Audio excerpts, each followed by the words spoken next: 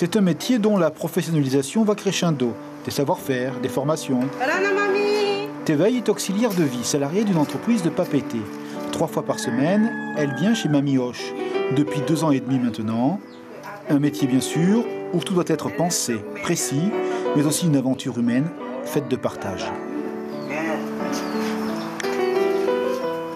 C'est le fait d'apporter beaucoup d'affection, mais pas trop, parce qu'après, quand il s'agit de décès, ça fait très mal.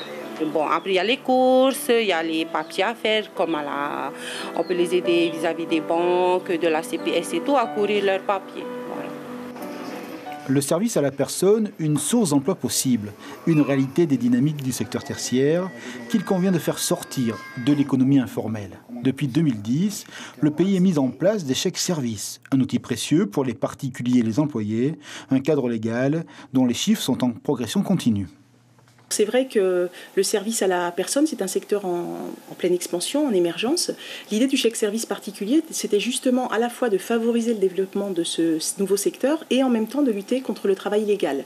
Donc, par une facilité d'accès à l'emploi donc de salariés à domicile via le chèque-service qui est donc très simple à utiliser, qui permet de faire travailler, de rémunérer et de déclarer une personne à domicile. Bonjour Madame Georges, alors nous allons faire la réfection de votre lit. Nous allons vous décaler, vous pousser un peu vers elle. Ces élèves préparent leur bac, spécialité service à la personne au lycée professionnel de Maïna. Des formations complètes des matières comme la biologie, les sciences médico-sociales. Le choix d'un engagement humain, d'une éthique ou l'autre, a vraiment un visage. La plupart de ma famille travaille dans la santé et c'est parce que j'aime aider mon prochain. Le cursus scolaire affiche complet, le secteur se développe, le taux d'intégration professionnelle est bien satisfaisant. Dans le service à la personne, on a beaucoup de demandes, surtout que la population est vieillissante. Donc,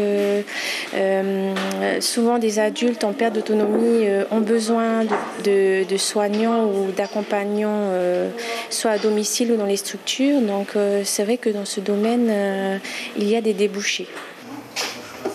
Alain Ménard connaît bien ce secteur d'activité. C'est le pionnier en Polynésie. En 2013, il a créé son entreprise à Papeete. Aujourd'hui, 21 employés y travaillent.